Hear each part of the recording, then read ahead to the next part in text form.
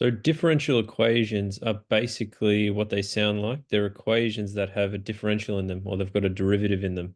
And basically with these types of questions, our job is to try and find what the original function is, original, or what y was originally, if we've been given information about the derivative. So let's look at this example. We've got dy dx equals negative sine x.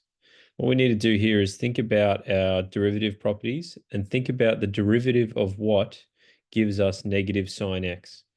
So hopefully, if you're looking at differential equations, hopefully you know that the derivative of cos x is negative sine x.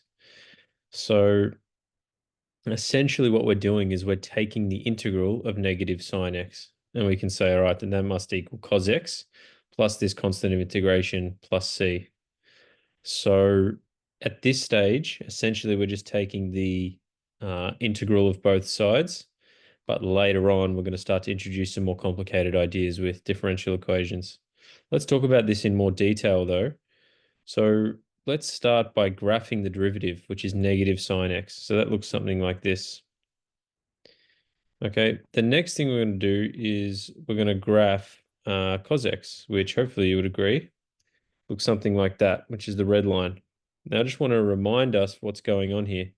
Basically, we're saying that the derivative of the red line is equal to the blue line. And what I've got here, this line at the top here, will represent the gradient at all points. So as this point moves along, we'll see that the gradient changes. So this value m will change, and the blue line will be the gradient values. So let's look at the start. So when the x value is 0, the gradient is 0. So the blue line starts at 0 there. Let's move this point along now. The gradient starts being negative.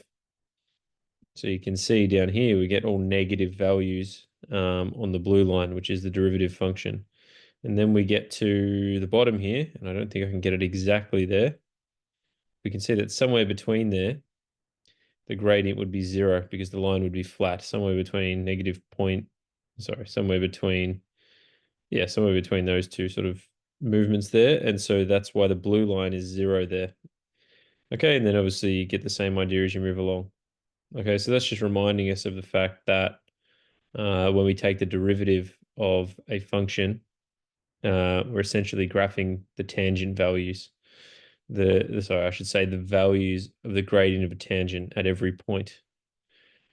Okay, so that's an introduction to differential equations. The only other thing I'll add is that we've got this plus c here, so I can move this red line, which is cos x, up and down, right? Because that doesn't affect the rate of change of that graph. It doesn't affect the gradient of that graph. So you would agree with me that it doesn't matter if I have that plus c there, because when I differentiate, that plus c will go away. So I can shift this up and down as much as I like. Okay, so let's try a problem. At this stage of differential equations, we're just sort of getting introduced to them. And really, we're just taking the integral of both sides. But we will develop some more interesting strategies going forward. But let's look at this one. So determine a general solution of the differential equation dy dx equals x squared plus 3x. So that's this green line here. That is the derivative. See if you can come up with what the original function is. So what does y equal basically? And remember, it's a general solution, because when you're sometimes when you're solving these differential equations, you're finding a family of functions. For example, back on this page, I didn't just find cos x, I found cos x plus or minus all of these constant values, right? So give this question a go and let me know how you go.